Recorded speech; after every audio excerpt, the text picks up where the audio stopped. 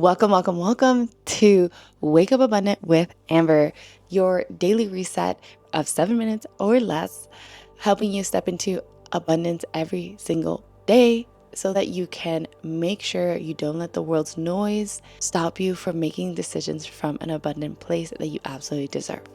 Now, today we're going to talk about something that's kept me up all night. We're going to talk about year 9, which in numerology means endings a cycle. And year 1 is next year, which is so exciting. And it makes so much sense. Intuitively, I have been feeling such a pull that versions of me need to be released.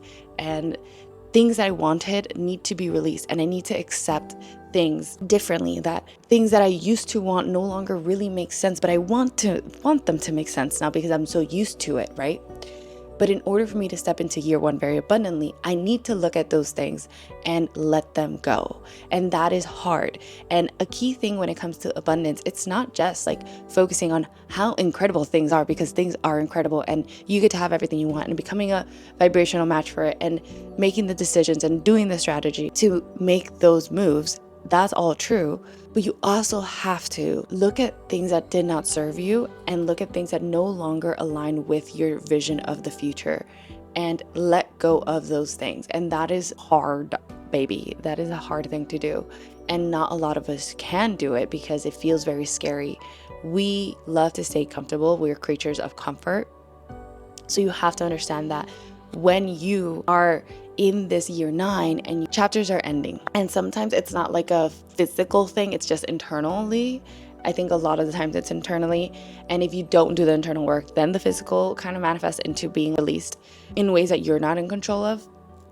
So I want to ask you today, if you were to look back to 2016, which was 9 years ago, who was she? Who were they? What are all the decisions they made to get you to where you are now? And if you love your life now, amazing. The version of you 9 years ago got your back so deeply, and you should be so grateful for her.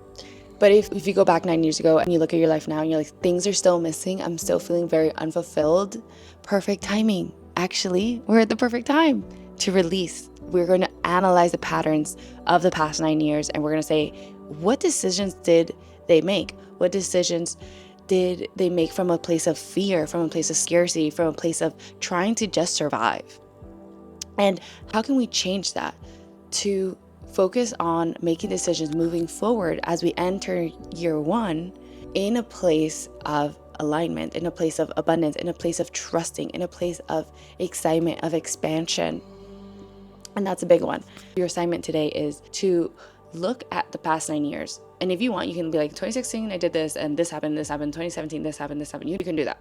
And then that can give you a very clear picture. And then look at the patterns of who you needed to be in order to make all those decisions. And ask yourself which patterns no longer serve you and no longer are in alignment with you, and which patterns you actually love and you want to keep with you. And you're like, that is a version of me that I am so proud of, and I'm taking her with me into this new chapter. Really analyze, and don't be afraid to let go of parts of you that no longer served you, even if they served you then. If you're like, that was such a cool thing that she did, but she did that from survival mode, or she did that from just trying to be accepted, I don't want that anymore. I'm releasing that. We're releasing the performance part of ourselves as we step into year 1. And that's such a big part of abundance, because when you learn that you don't need to perform, that you just get to be yourself to receive, you receive even more. So I'll leave you with this affirmation, guys. I honor the version of who I was. I'm so grateful for everything they did for me. And I'm ready to step into the new. I'm ready to step into the new confidently. And I know that life will only get better and better and better. My job is to just trust the process and trust in me. And so it is. Sending you guys so much love. I will see you guys for tomorrow's episode. Ta-ta, and cheers to a new beginning.